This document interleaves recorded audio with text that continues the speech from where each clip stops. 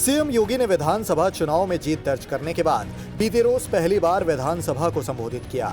इस दौरान उन्होंने नवनिर्वाचित विधानसभा अध्यक्ष सतीश महाना को बधाई दी, साथ ही अखिलेश की हार के कारण भी समझा दिए। हम देश के अंदर भी देखते हैं, उत्तर प्रदेश के अंदर भी देखते हैं, जनता कभी नकारात्मकता को स्वीकार नहीं करती, कभी नहीं। नकारात्मकता के लिए उसके हृदय में कोई स्थान है ही नहीं। जो सकारात्मक होगा, जो प्रगतिशील होगा, जो लोक कल्याण का कारक होगा। सीएम योगी ने इस मौके पर चुनावी माहौल की भी चर्चा की।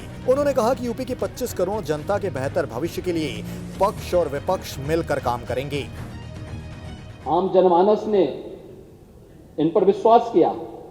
आम जनमानस का इन पर एक नया विश्वास प्रकट हुआ है और उस विश्वास पर कहीं भी हमें कोई भी किसी भी प्रकार से उसे अविश्वास में नहीं बदलने देना है।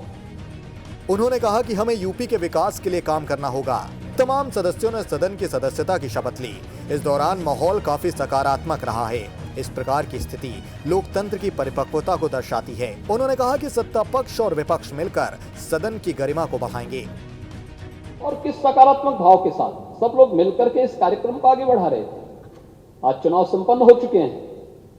अब हमें विकास के बारे में सोचना है, उत्तर प्रदेश के उत्थान के बारे में सोचना है, उत्तर प्रदेश की 25 करोड़ जनता के हितों के संवर्धन के लिए सोचना है, उत्तर प्रदेश के युवाओं के बारे में, उत्तर प्रदेश की आधी आबादी महिलाओं के बारे में सोचना है। योगी आदित्यनाथ ने अखिलेश और विपक्ष को संदेश दे दिया है।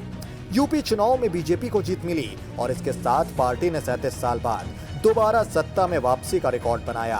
इस जीत के पीछे बीजेपी सकारात्मक प्रचार अभियान को महत्वपूर्ण करार दे रही है। वहीं सीएम योगी अखिलेश यादव और विपक्ष की ओर से सरकार और बीजेपी नेताओं के खिलाफ किए गए नकारात्मक प्रचार को भी इसका कारण बता रहे हैं। पिछले कालखंड, पिछले 17वीं विधानसभा में इस सदी की सबसे बड़ी महामारी के दौरान हम लोगों ने विधानसभा के सत्र को यहां पे संचालित करने का निर्णय लिया। बहुत सारे प्रश्न उठ रहे थे कि कोरोना में सदन चलाना क्या आवश्यक है। हम लोगों ने कहा, देखिए, संवैधानिक बाध्यताएं हैं और विधायी कुछ कार्य संपन्न होने आवश्यक है। इस दृष्टि से हम लोग उसकी कोई व्यवस्था देने जा रहे हैं। हम लोगों का सत्र बहुत संक्षिप्त सत्र था, लेकिन सत्र कैसे हमने संचालित किया है, विभिन्न राज्यों से मेरे पास फोन आते थे कि कैसे आपने सदन का संचालन किया, कैसे इस कार्यक्रम को आगे बढ़ाया।